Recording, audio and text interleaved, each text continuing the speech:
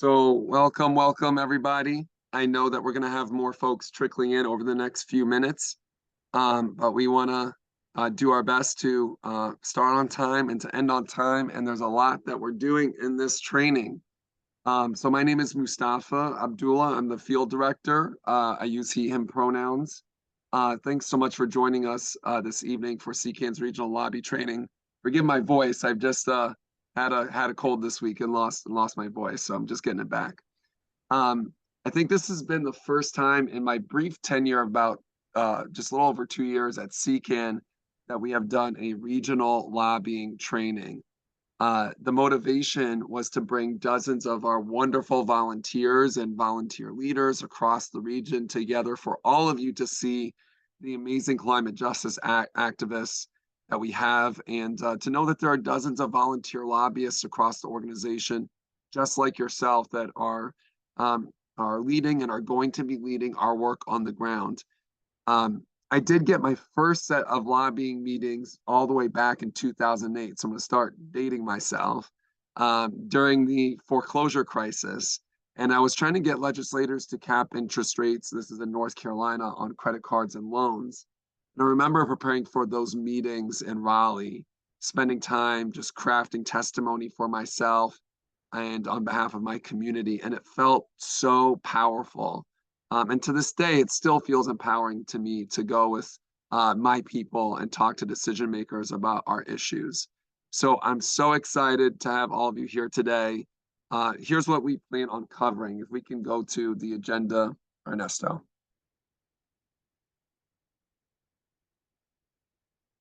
Great. So we're going to do some introductions, and then a brief presentation of the top priority issues for DC, Maryland, and Virginia. We're going to talk about what is lobbying and the best practices for lobbying, and things like what to do after lobbying meetings. And then we're going to actually model a lobbying meeting and do a brief debrief of it. And then we're going to get into a breakout practice for DC, Maryland, and Virginia. And so you're going to have the opportunity to actually set up a meeting and practice running a meeting. And then we're going to wrap it up. So I'll go to the next slide, please. So I'm going to first invite just our lead facilitators and then our coaches to introduce themselves just with their names, pronouns, and titles. So let's start off with Ernesto. Hi, everyone. Good evening. My name is Ernesto Villaseñor, he, him, and I am the policy manager with CCAN. And then Jamie. Jamie DeMarco, he, him. I'm the Maryland director. Sorry, Jamie Bacon. I'm the Maryland director at Chesapeake Climate Action Network. Glad we've got two of us on the call. And Naomi from CCAN. Hi, my name is Naomi Cohen-Shields. I use she, her pronouns, and I'm the DC campaign manager with CCAN. And then lastly, Victoria. Hey, y'all. Victoria Higgins. I'm our Virginia director. I use she, her pronouns. Here's my house cat, Coco. Hi, Coco. And I'm going to invite our coaches to introduce themselves. Charles. Yeah, Charles Brown II, he, him pronouns, and I'm the Hampton Roads organizer. And James. Yes, James Brady, and I'm an organizer, he, him pronouns, and I am an organizer in Maryland. And Mason. Hey everyone, I'm Mason. I use he, him pronouns. I'm the Central Virginia organizer based here in Richmond. And then Sippy, and then Xander. Hi, I'm Sippy. I am the Baltimore organizer, and I started this week, and I'm excited to work with y'all. Yay! My name is Xander. I use he, him pronouns, and I'm the Northern Virginia organizer. Great. Thanks so much, y'all.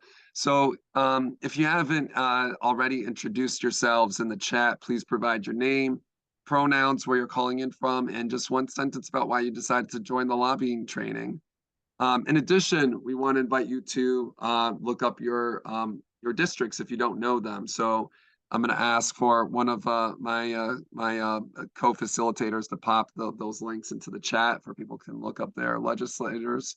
And a note for those just joining outside of the DMV, we aren't going to be talking about federal priorities so much here.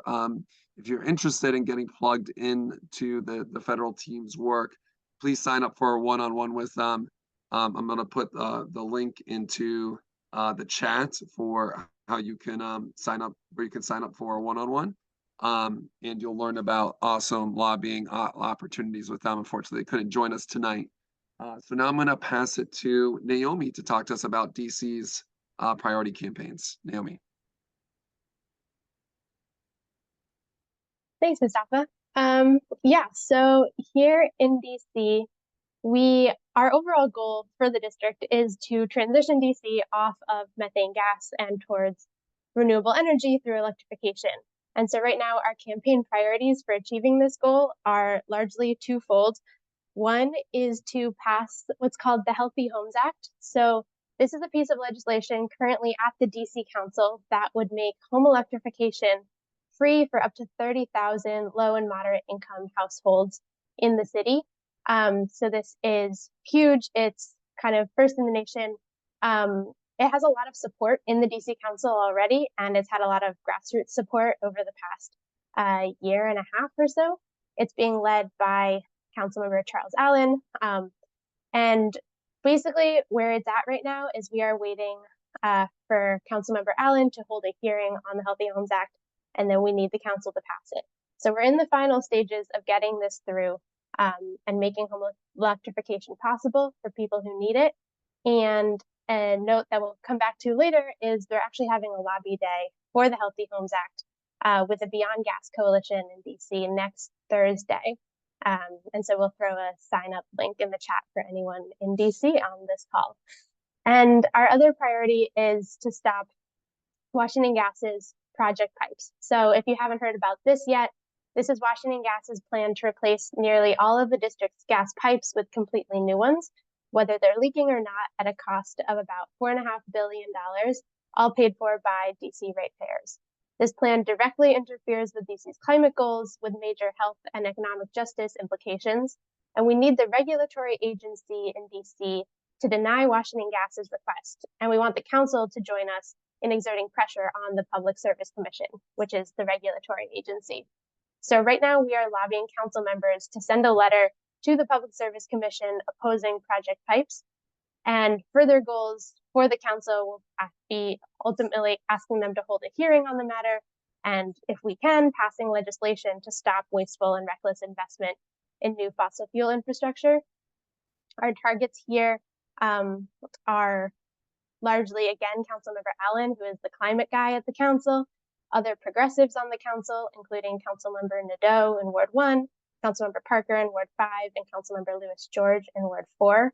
And ultimately, we're going to need to get support from Chairman Mendelson and Councilmember McDuffie, who chairs the committee with oversight of the Public Service Commission. And our goal right now is to meet with every office at least once and then keep pushing them until they take action. And I think if you go to the next slide, you kind of see a breakdown in DC. You know, we only have 13 council members to be working with, and it's very possible to talk to all of them when we need to, but we do have a sense of priorities, the dark green ones being our most likely allies and champions, the lighter green ones here being other possible allies, and McDuffie and Chairman Mendelson being harder kind of folks to win over, but just as important. And that's my overview.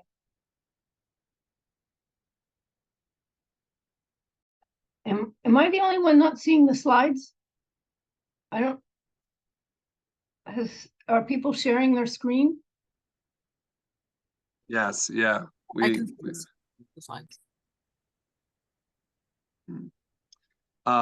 And I think, Jamie, you're next. Hello, Jamie here again, Maryland Director. I'm going to talk briefly about the top priorities for Maryland. If we could go to the next slide.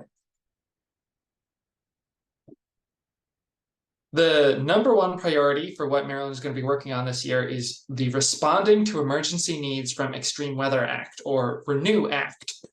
And that's a fun acronym that we came up with, because the effects of climate change are here and costing Marylanders money today. 40 years ago, 9 inches of rain was a once in 100-year rain event.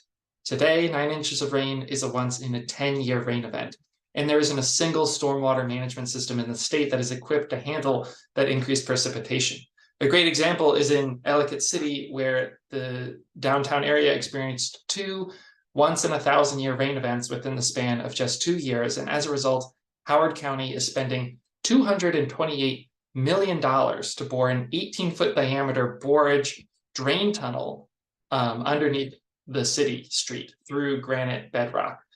18 feet diameter. So, you know, I could stand on Naomi's shoulders and Naomi could stand on James's shoulders, and my head would still not touch the top of that tunnel. That's how big it is. This is the biggest capital expenditure in the history of the county, and it's to protect one historic Main Street. That same level of investment is going to happen everywhere in our region, and we should not be the ones to pay for it. The giant fossil fuel companies who knew and lied about the crisis should be the ones to pay, and that's what the RENEW Act does. That's our top priority.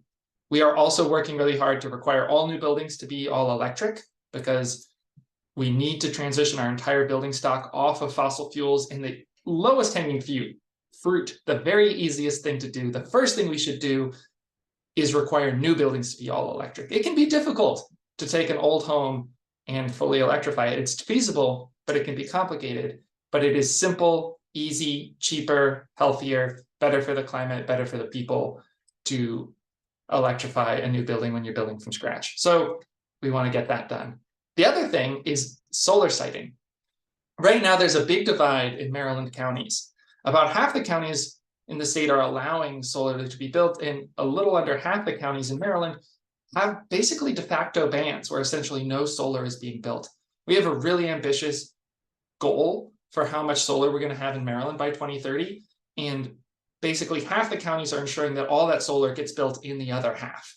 And we don't think that's fair. We think every county in Maryland should be building solar. And so what this bill would do is it would set some state standards, so everyone is operating on the same field. It doesn't mean solar is being built everywhere. It means there are still standards where it can and can't be built, what a permitting process looks like. It just means there'll be some uniformity and some fairness between the counties. And the last thing I want to talk about is ending trash incineration. Maryland still subsidizes burning trash as though it were clean energy. We think that's bad policy, and we would really love to take it to end those subsidies and to stop trash incineration everywhere. So we're fighting to get that through this legislative session. In terms of the most important people for us to meet with, which is the next slide, in Baltimore is a very important area. You know, both President Ferguson of the Senate and Speaker Jones both represent Baltimore City or Baltimore County. And then on the key committee, on the House side, we have Delegate Ampry in Baltimore City, and on the Senate side, we have Senator Washington.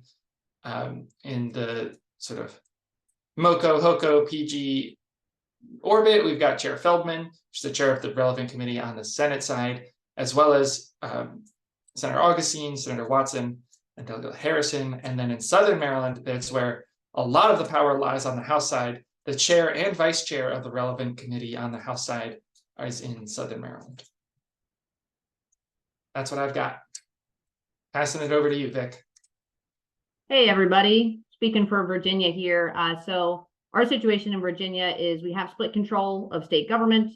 We have Republican Governor Glenn Youngkin in the governor's mansion, and then we have very narrow majorities of Democrats in both the state House and the state Senate.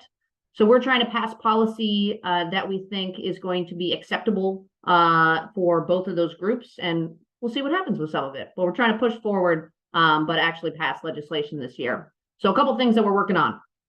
One is a concept called shared solar. So if you don't own your home, if you do own your home and your roof can't support solar panels, you're a renter, any number of reasons that you couldn't acquire rooftop solar, a shared solar program basically allows you to accrue the benefits of solar energy, and then so get those financial savings while also knowing that you are supporting clean energy build out throughout the state.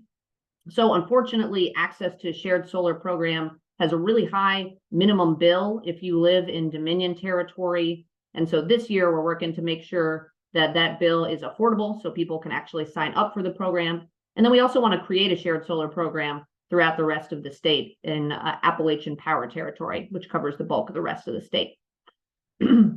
Another thing we're working on is over 50% of Virginia's carbon emissions. So over 50% of emissions in Virginia come from the transportation sector.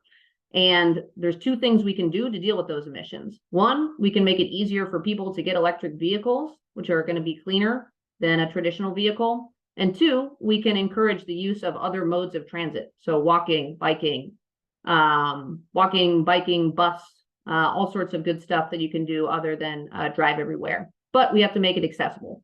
So one, we're really looking out for any attempts to take money away from programs that are designed to support transit and to support walking and biking, something we're always looking out for and unfortunately happens every year. We have to defend against that.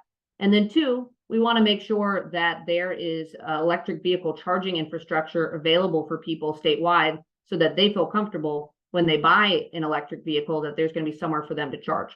So lots of money coming down from the federal government to build out that charging infrastructure along major highways. But in rural and low income localities, we're not sure we're going to see that infrastructure naturally appear unless we provide some state support. So we want to create that program and then fund that program. And then finally, really the low hanging fruit of climate action is energy efficiency. You know, the lowest carbon energy that we use is the energy we don't use at all. And unfortunately, our utilities have not met the benchmarks that we set for them. And in tandem to that, we have a deadline for 2025, which is the last year that there's currently anything in the code to encourage energy efficiency from our utilities. So we need to extend that. And then, you know, another way that we can bring down costs for clean energy as we transition to clean energy is to ensure that there's robust competition, particularly for things like solar, where third-party developers, when they enter the market, they can encourage utilities to build at the least cost. Since utilities have that baked-in profit level, having competition there will help drive down costs for everybody. So those are three things. It's all about affordable and reliable clean energy in Virginia. And we're looking forward to y'all helping us get some of this passed. Oh yeah, let me give you just a brief sense of who some of our major folks we're working with this year are. So in Northern Virginia, the new Senate Majority Leader is Scott Surivel. Senator Marsden is chair of the Agriculture Committee in the Senate. Delegate Torian is in charge of appropriations, so where money moves in the legislature. And then Delegate Bulova is also on that appropriations committee. And then in Central Virginia, Senator Deeds is chair of the committee where a lot of our energy legislation goes through.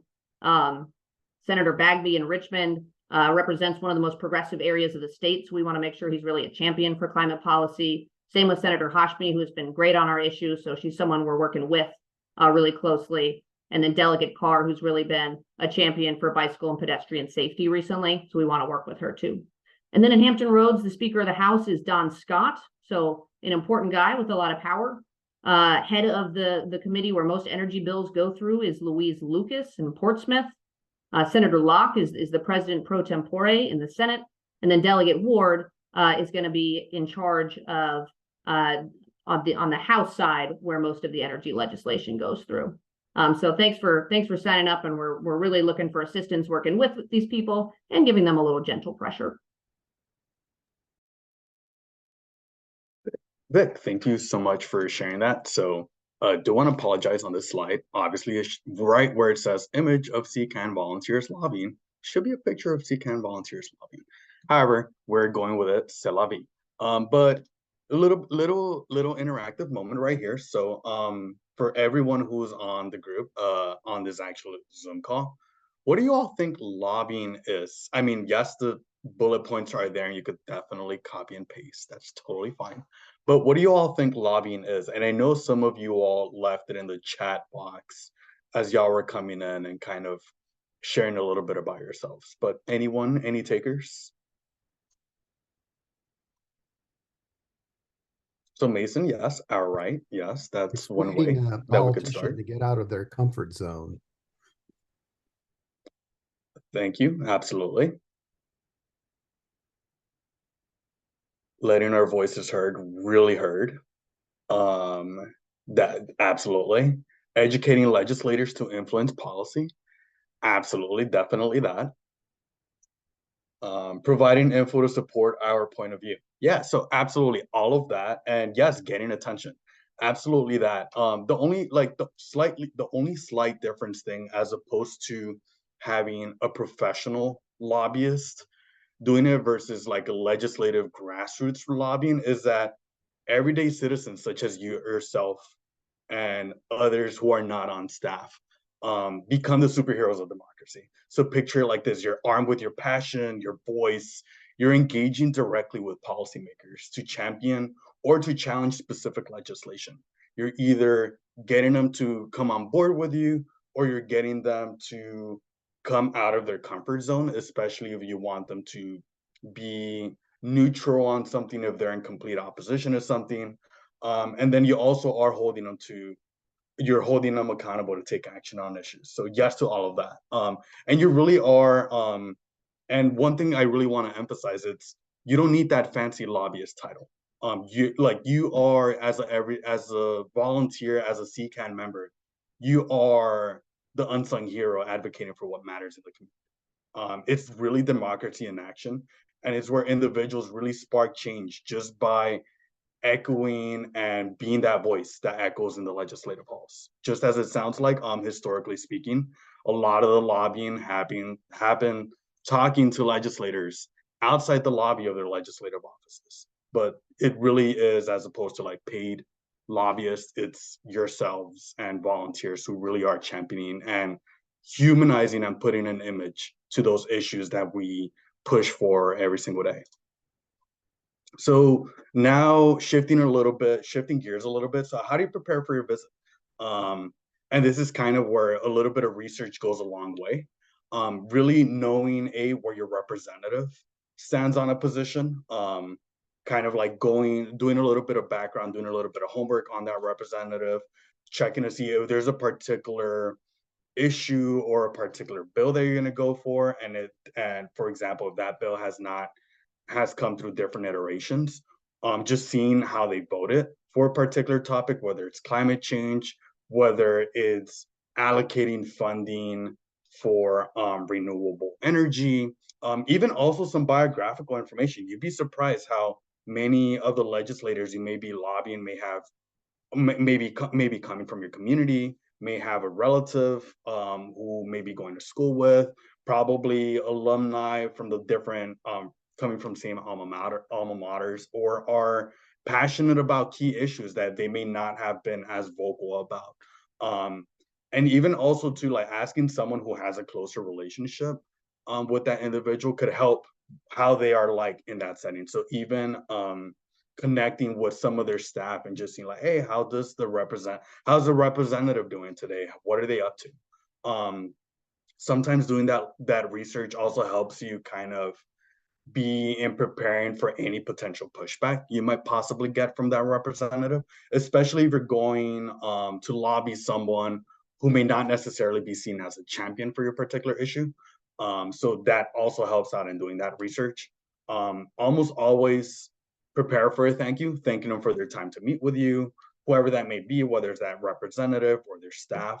Scheduling a meeting in advance. Of course, there are those opportunities when you're walking the halls of Annapolis or Richmond or DC or Capitol Hill, where you could definitely drop in. But it almost always helps out to schedule a meeting in advance. That way you have more time dedicated to those particular issues you want to talk about.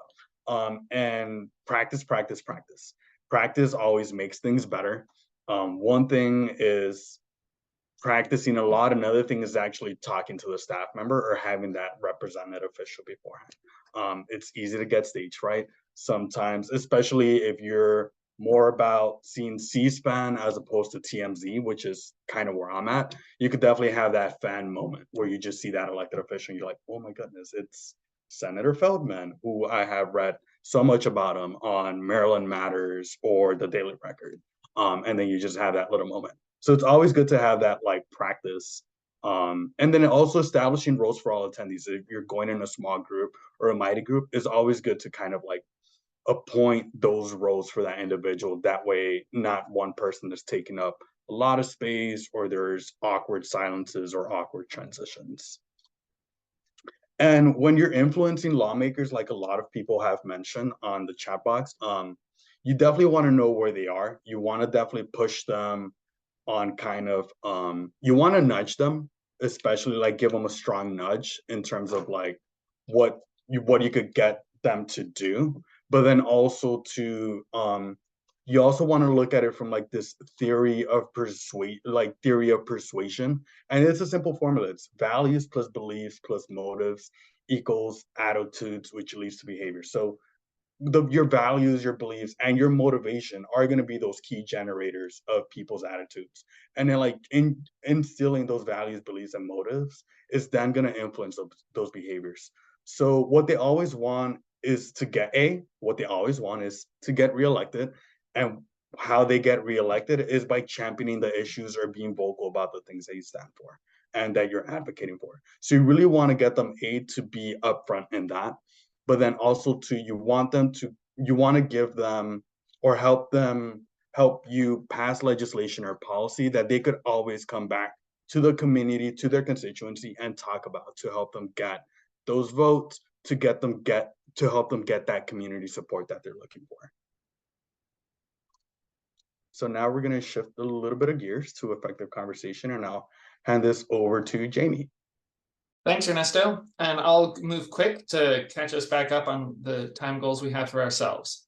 When you're having a conversation with a lawmaker, it is, first of all, be respectful. You know, CCAN is not always respectful. Sometimes we shut stuff down, but in these lawmaker meetings, we are being respectful.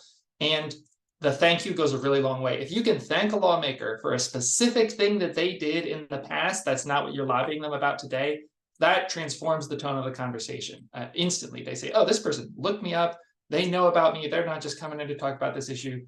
As the previous slide said, they did their research. So I really encourage folks, when you know who you're meeting with, Google them, find a thing that they care about that aligns with your values, and thank them.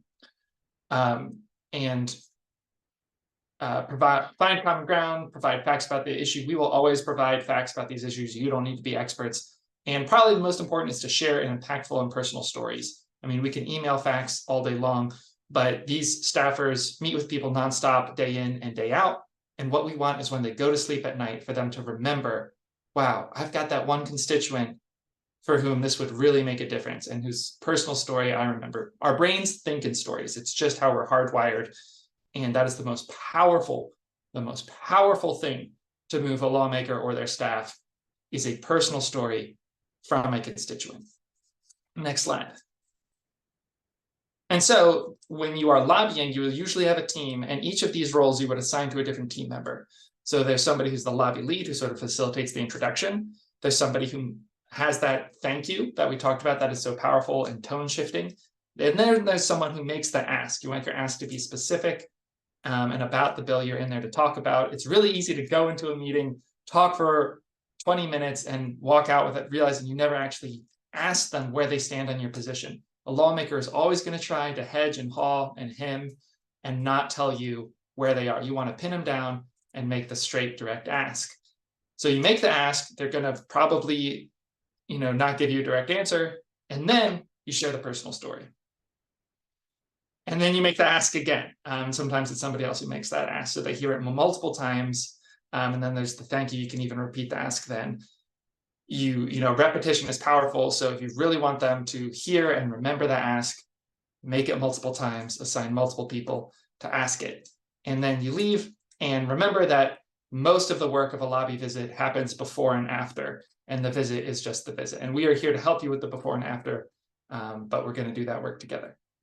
All right, that's me on lobby visit roadmap. Passing off to Naomi.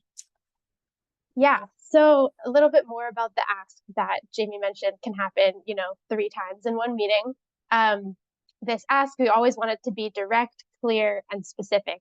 You really want to know what answer you want from them, and you want to shape the question so that you can get that answer. And you want to get the ask in early, as Jamie said, kind of right from the beginning, frame the meeting around what you are going to ask them. And then as you ask it again throughout, you're reminding them, and then come the end of the meeting, we like to provide one-page leave-behinds to give to the staffer at the end of the meeting, which again serves as a reminder of why you were there and what you're talking about, and what you want to see the legislator do for you. As Jamie mentioned before, the worst possible outcome for these meetings can be that you leave and the legislator doesn't know why you were there.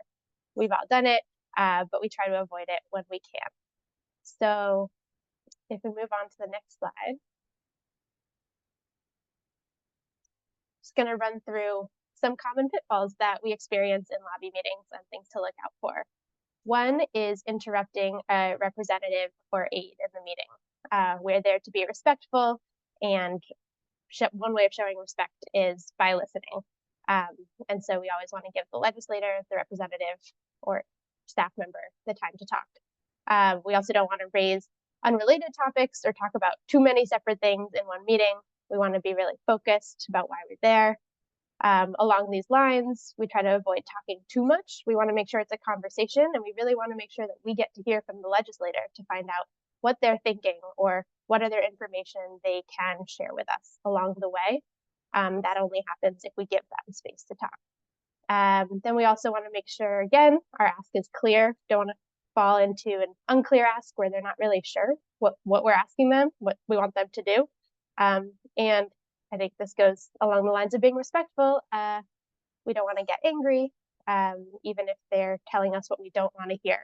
We stay respectful, we stay calm, we process it afterwards. And then one more slide. So really want to hone in the importance of listening in these calls, in these meetings. The more the member, the legislator, the representative talks on a topic, the smarter they think you are. So we love to let them talk and sit back and listen. And we can do this in a few different ways. One is by putting several questions together in advance to get them talking, kind of raise a lot of questions or topics that they might want to share about, and that will keep them going. Listening really matters. It's important to ask questions that show that we heard what they were saying to keep them going on a certain topic. This can go a long way in the way that they perceive us as advocates and partners in this work, just in the way that we like to listen in relationships that matter a lot to us. We also want to do that in meetings with representatives. So now I'll pass it to Vic to talk about what happens after the meeting. Cool. All right. Apologies for all the text on this slide. But the follow-up to a lobby meeting is about 50% of the work and the importance in terms of your impact. So the first thing you want to do is get together with your group. You can walk out the door and just walk 20 feet away and huddle together and make sure that you heard the same thing out of the lawmaker's mouth. You want to make sure that one of you doesn't say they totally loved our issue, they're going to vote for it, and then someone else says, actually, it seemed like they were really unsure and had all these questions. So make sure you get on the same page and have all of your notes from that conversation and decide on what follow-up information you need to send. 2, you should send a follow-up email. Send it the next day at the latest. Keep it really short. Make sure you CC everybody that was on the meeting. And really, this is an opportunity to say thank you so much for spending this time with us and to remind them that you were there, because they may be talking to a lot of people that day. You want to re-hit them with your 3 most important points. So these are the 3 reasons why we wanted to talk to you about X. And then if they had particular questions for you, you can send them a news article. You can send them your fact sheet. You can include some report that is on the issue that demonstrates your position. So make sure you follow up with the information that they asked for, as well as any information that you may have put on their desk. Just make sure they have that electronic copy. And then if they made a commitment, just remind them. So if they said, yeah, I would love to pre-file your bill, I would love to submit your issue as a bill into the relevant system, and so that's going to actually be a bill that we talk about and vote on this session, say, great, let us know when you pre-file that bill. You might not always hear back from folks. So if they said, yeah, I'll confirm with you next Monday that I've submitted the bill, then you got to make sure that you follow up with them before Monday, if that's the deadline. So follow up with that person and say, hey, just wanted to touch base with you. Thanks again so much for this meeting. Wanted to ask if you are still planning on getting that bill in by Monday. The other thing is that most of our issues don't exist in a vacuum. Usually there are a lot of groups that are working on a particular issue. There are other individuals that care about this issue. And what constituents hear from their lawmakers is really vital information, because they're probably going to say slightly different things to you than they say to a professional lobbyist. So please touch base with the relevant issue organization that covers this issue. So if you're going to talk about climate resilience in Maryland, then please touch base with Jamie and let him know what you heard from your lawmaker in Maryland. So again, you want to make sure you get on the same page about what they agreed to and who's doing the follow-up.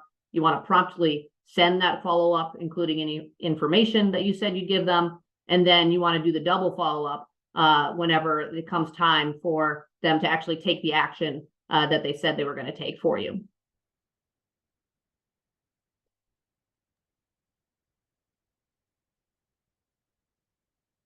We have some forms for you that are not on this slide, but that will give you. Yeah, if folks could pop those links into the chat, that would be, if somebody could do that, that'd be great.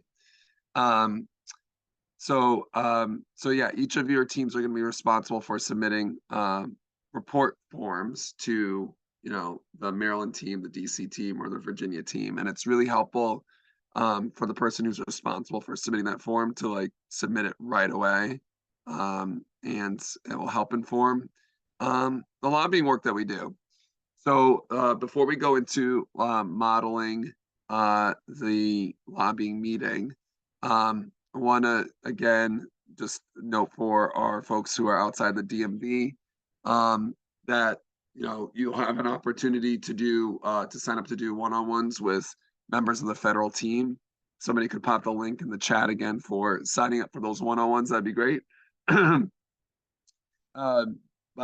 we'll have a breakout for, that's a catch-all for folks that don't fit into our regions.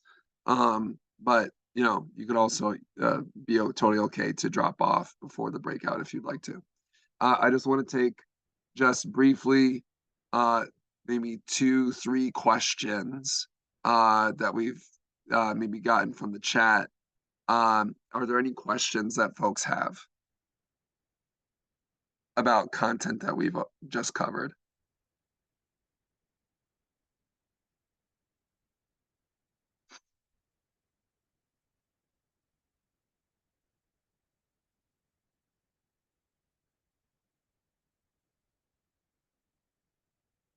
So we got a question from Andrew. Any advice specifically on how to talk with representatives whose ideologies probably prevent them from listening to facts? Who of our esteemed lead trainers would like to address that? I think this is a place where you're really in a listening mode and seeing if there is somewhere where you can find common ground. So often on some of the hot button climate issues, there may be no way that you're ever going to get them there, to be honest, but there may be other things like funding for tree cover, other places within the environmental sphere that are important to climate that we just don't talk about necessarily always as a climate issue that they could be interested in supporting. So come in and ask them their environmental priorities and see what they say and see if there's common ground. And I think what Ernesto was what he was talking about in the theory of persuasion is sometimes you're trying to persuade them on the facts, and sometimes you're not, and you're just trying to convince them that enough people believe what you believe in their district, that whether or not they believe it too, they should hold that position, because if they don't, it will be bad for them electorally. So sometimes you're in the like, engage in the content and go back and forth and share stories.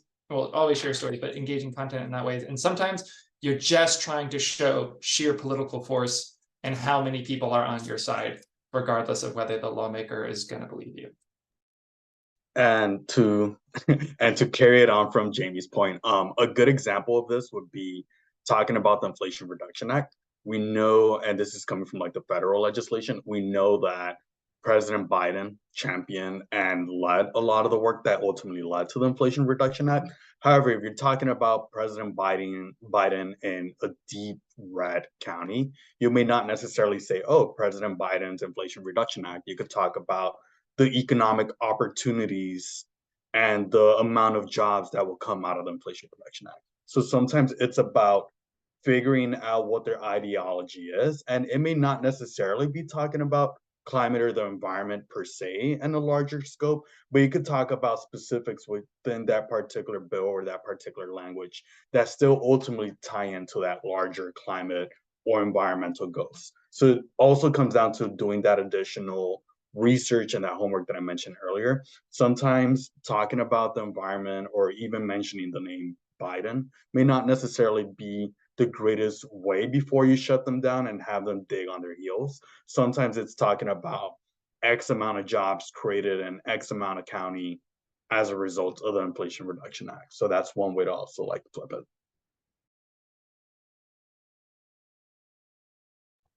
I want to just briefly answer the question of how to get a bill proposed. So the first thing that you should do is you should know when the legislative session is in your area. So for Maryland, Virginia, it starts in January. So in, let's say, September, if you have an idea for or an issue that you're experiencing, I would go to your relevant climate organization if that's the issue that it's under, and say, hey, this is an issue I'm facing. Is anyone working on this legislation? If not, ask them if it's a good idea, if this would address the problem that you want the potential legislation to address. And if not, then you can actually literally just go to a representative and say, here's this issue I'm having. Would you be able to submit something for me? And they can do it for you. The other thing is, even without a bill patron in Virginia, at least, and this gets a little wonky, so happy to follow up with anyone who actually does want to file bills. You can go directly to the legislative information system, give them bullet points for what you want the policy to do, and they will spit it out in Virginia code. So there are a couple ways I would recommend working with the legislator and with a environmental organization if it's an environmental issue, if you can. But if you can't, you can actually get it submitted. And then if a lawmaker sees it and likes it, they might pick it up. Great. Thanks so much, Vic, for that. I know that there's a few more questions in there, so I'm going to invite some of our coaches and facilitators to hop in and answer, but also some of these questions can be addressed in the breakouts that you all do. So, because I want to make sure we don't take away time from the practice that you all will be doing. So we're going to hop into modeling a meeting. Jamie is going to be our esteemed legislator, just representing himself. And I'm going to pass it off to Naomi, who's setting us up for the meeting. Great. Thanks, Mustafa. So just gonna hop right in. Do we want to close the slides or just leave them as they are? We can leave it as it is. Let's leave it as it is, yeah. Okay. Hi, Representative DeMarco. Great to meet with you today. Thank you for making time to meet with us. We're really excited to talk with you about the ReNew Act, which is a chance for Maryland to lead on supporting communities in the face of rising natural disasters. We're a group of CCAN members, including some of your own constituents, and CCAN has been delighted to work with you in the past on supporting ambitious climate policies in Maryland, including the Power Act last year. So thanks so much for your support and leadership on that. Again, my name's Naomi. We talked over email. I'm a volunteer with CCAN, and I'm going to pass it off to the rest of our group here to introduce themselves. So I'll just turn it over to Vic. Hi, Representative. I live in your district, and thank you so much for spending some time with me today to talk about climate issues. It's really great to meet with you today. Thanks for coming down. Where in the district do you live? You know, the east side or the west, north or south? Whichever side that you're also from the south. That's me as well. Yeah, that's great. South. Mustafa, do you want to say that? Yeah, hi, Delegate DeMarco. I'm a small business owner in your district, and yeah, really excited to be able to talk to you about this. Thanks so much for coming down, making time. Hi, Delegate DeMarco. I'm Ernesto, and I'm here joining and supporting Mustafa, Naomi, and Vic on this visit with you. And I really want to thank you so much for spending the time with us to talk with us and hear us as we share some information about the ReNew Act with you. No, this is an incredible crew. Happy to talk anytime. What are we talking about today? Yeah, Well, so we're gonna talk about the Renew Act, and we really Oh, want that's to right, you shore up said. your support for this bill. And I'm gonna pass it right over to Mustafa to share a story about why he supports the Renew Act. Yeah, so Delegate DeMarco, as I mentioned, I'm a small business owner, and I really appreciate it. I know you've supported legislation in the past to help give small businesses a leg up with tax credits. That's So true. I've That's true. directly benefited from that. So thank you for that. I own a actually vegan restaurant. Maybe you're familiar with it, Plant Burger, and Ooh. we're right in the downtown in your district. And as of course, you're well aware of, we've had we've had a series of major storms in the past couple of years that have caused significant flooding in our downtown, and of course, these increase in storms and the severity of them is climate related. The city received we got many inches of rain. The rain was rushing down the main street, and it just destroyed a lot of businesses in these series of storms over the past few years. And we know that this is only going to get worse and worse and worse. And thankfully, we've had some leadership from our county that's been trying to address this and putting a lot of money towards it. And I just don't think that us as taxpayers should be responsible for the consequences of climate change, given that we've not been the significant promoters and people that have been responsible for it. So I'm here because I want to, continue to have the small business in the district and to stay here and to support the community. And I want to, and I'm very supportive of the Renew Act. So I want to hope we can get you there too. Very sorry to hear about the floods. Thank you. My name's Robert Lipsky. I'm representing CCAN as well. I just wanted to get an idea of how you actually feel about this proposal. Are you comfortable with some of the points here, or do you feel that there's some things that need to be worked out as we move forward? I certainly agree that there's greater need for assistance to business owners recovering from natural disasters. I mean, nobody likes to see a store close after that. My cousin actually had a shop where something similar happened, where he had a store that got flooded, and it was in a different state where I don't think that they had anything of this kind really. So I do think there's a great need for that. So, Representative DeMarco, it's my understanding that this bill is actually going to come through your committee. Are you planning on voting for it when it does come before you? Oh, well, I don't think I've seen bill text yet. I would like to see bill text before giving an official position on it, but I'm feeling favorable at this moment, I would say. That's great. And, I want to ask you, so we would love to follow up with you and make sure that you've gotten a chance to see the bill. Just thinking about the issue, are there other members of this committee that you think we should really talk to who might be on the fence about it?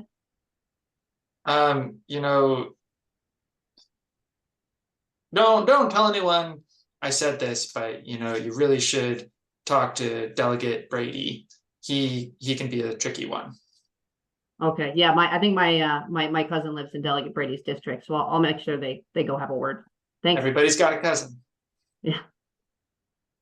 Well, again, Delegate DeMarco, we really appreciate you taking the time to meet with us. For hearing Mustafa's story, for spending some minutes to share with us, for providing us that inside information. We will definitely follow up with you and get you that bill text as mentioned. And it really sounds like you really are really championing and supporting the Renew Act. I do, like I said, I do want to see bill text. Okay, cool. Just wouldn't use the word champion quite yet, but I appreciate that. Okay, cool. Yeah, we could definitely get that text, and we would definitely follow up with you. Just as soon as we get that text, we could definitely schedule a follow-up meeting to connect with you. I very much appreciate it. I hope you all have a great day. Thank you all for making time. Thank you. All right, great. End scene. Thanks so much for those who participated.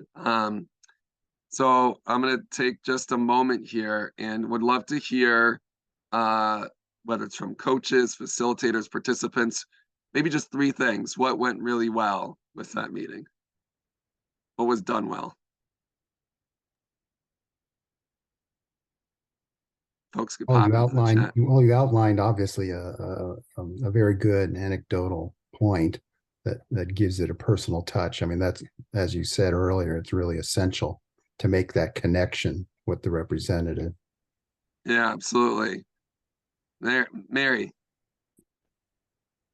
Thank you. Yeah, I think that gathering information about who could be opposed or could support you and trying to follow up in the right way, having someone from the district, having a cousin could be very useful.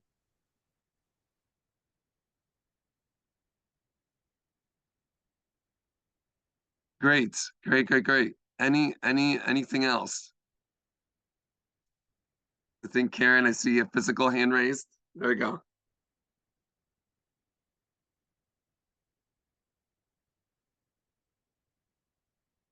I think you are muted, Karen.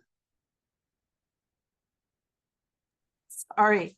There was something about Victoria's tone. I don't quite know how to put my finger on it, but she was rapid paced. She was firm, kind, but not so much thanking, sort of quite pithy. So I liked it. You got it down. You got it down. That's exactly right. So one other thing I would point out is having very clearly defined roles before the meeting makes it run much more efficiently, smoothly. You don't exactly know how much time you might have with a legislator. They can always get pulled for a vote. Somebody else could come into their office. And so being able to do a good meeting within 10 or 12 minutes is really, really beneficial. So we're going to go into breakouts in just a second here. I am going to launch the breakouts, but before people go into them, this is going to be an opportunity for you all to practice practice setting up a lobbying meeting and do it with your team of people. So we've broken them out by region. You'll have an opportunity in just a moment to select the region that makes most sense to you.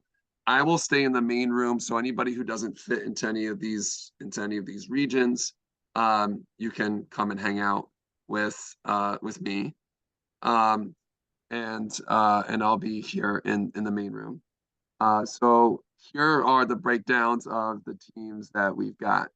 So we've got Baltimore City and County for Maryland. We've got Howard County, Montgomery County, Charles and PG County are going to be all together. And then for Virginia, we've got Central Virginia and Hampton Roads. And then we've got two breakouts for Nova. One is for Arlington and Alexandria, and then one is for all the other counties that are in Northern Virginia that are not Arlington and Alexandria. And then we have a breakout for the rest of the state with Vic. So folks should go into these breakouts. You're going to first have about 8 minutes to do prep, and then 12 minutes to actually do the meeting. Your staff person, your CCAN staff person, is going to be the legislator.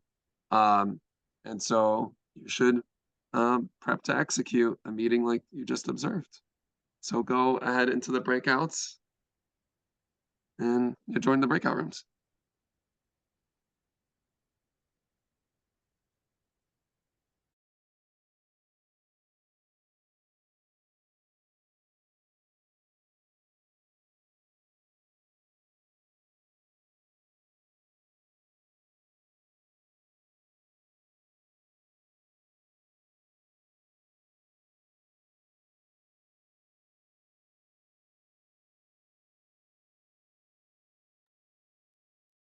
Mason and Andrew. Hey, I think welcome back. Might have got lost by the multiple button options. I might have left the meeting, but I'm sure they'll join back. Okay.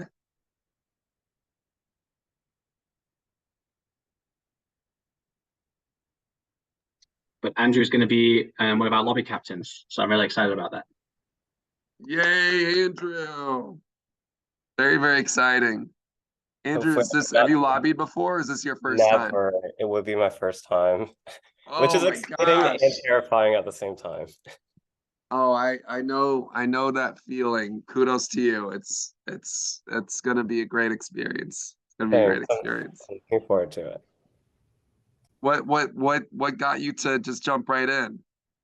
I think, I mean, I found out about CCAN from a friend, and then about the like the raffles and all, the EV Yeah. raffle, and then I've been on your mailing list, and then when I saw Virginia got a majority, I was like, okay, I really need to do something, and I've been wanting to do something more active for a while. I think, I don't know, it's just the right combination of a lot of things. That's amazing. That's amazing. Thanks so much for sharing that, Andrew. Well, thank you. We have our folks trickling back.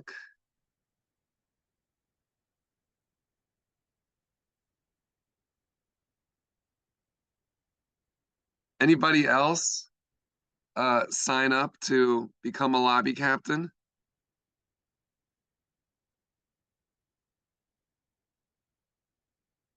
I think we need to follow up with the link. We sent too many links in the chat, so people are going to get it in their email.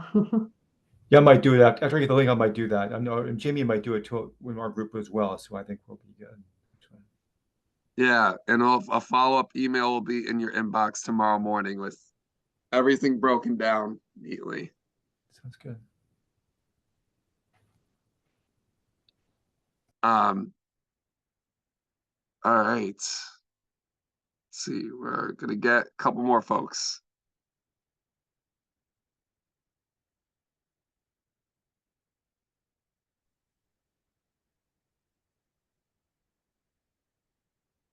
Okay, great. Ernesto, can you share the refreshed PowerPoint? And just go to the last slide.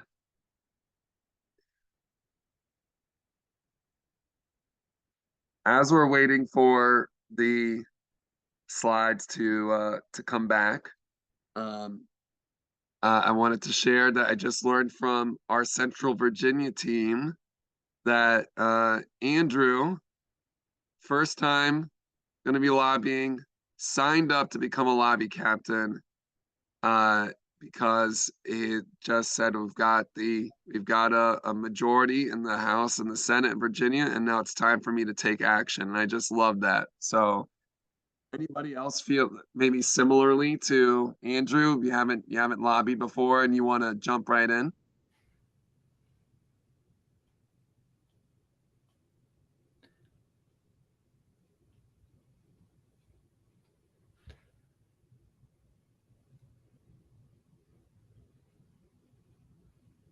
I know it can be nerve-wracking, but we also may have a lot of people who've just done lobbying before, which is also great too. So let me get right into it. If leads from each of the teams could pop in links to the chat that would be great as I'm going through this. So starting off with DC, we've got a lobbying opportunity on December 7th with our partners in DC, where we are lobbying for the Healthy Homes Act. So electrification for middle income and low income families throughout DC. Really important climate justice legislation. And Naomi, if you could pop the link in the chat for your DC team folks, that would be great. And if you are wanting to just get more involved in our DC campaigns, please touch base with Naomi and have a one-on-one. We would love to. We're building a team of volunteers in DC. We would love to get connected with you all and to see what interests you and how you'd like to get plugged in. For our federal team, we have a one-on-one sign up for you all to sign up to have meetings with the federal team. Actually, just before I move forward, do we have any DC folks that are on the call right now still? Yes. Any folks thinking about going to the December 7th lobby event? Almost definitely.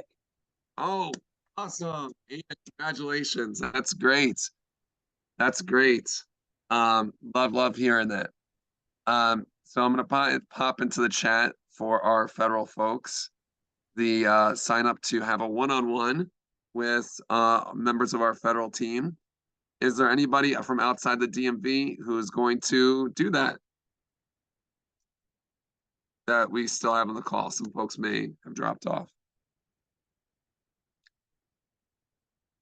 If you're outside the DMV, encourage you to think about it. For Maryland, the priorities that they've got a lobby night on February 19th, where we're going to be lobbying for the Renew Act and our incredible set of priorities that you heard Jamie talk about. So James, if you could pop that link into the chat. Do we have any folks from the Maryland team, from the Maryland volunteers who are planning on going for the lobby day lobby night, I should say, on February 19th? I just signed up. Rob, thanks so I'll be much there. for that. And Rob, You're my hero, Rob. No. Rob, tell the folks also what you're not just signing up. I know that there's something else that you're doing. What are you doing to get folks there? I'm renting a giant bus. I'm going to drive to every house in my district. No. Are you talking about my third act? Yeah. Work? Yeah. Yeah, You're reaching so out I'm to your people. Yeah, I am a member of Third Act Maryland. I'm on the steering committee, and we are promoting lobby night and we promoted this training. And we're going to try to turn out as many of our people as we can. And we have about 120 members right now. Amazing. So part of this is like, we want you all to certainly sign up for the things that you're able to come to. And you all are part of communities and networks of people that you can reach out to invite them to join us in this work. So thanks Rob for doing that. I have a question. Hold on. Is it about can we come back? Let's come back to the questions. I'm sorry, in just 1 second, because I know we're running on time and I'm happy to stay a few minutes later. For Virginia, we've got, we're actually setting up lobby meetings as we speak.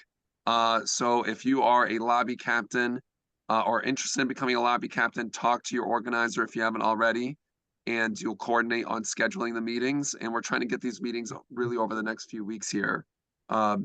Is there anybody, so Andrew is going to be a lobby captain. Anybody else who's from the Virginia team, Virginia volunteers, thinking about being a lobby captain and helping to schedule a meeting for your team?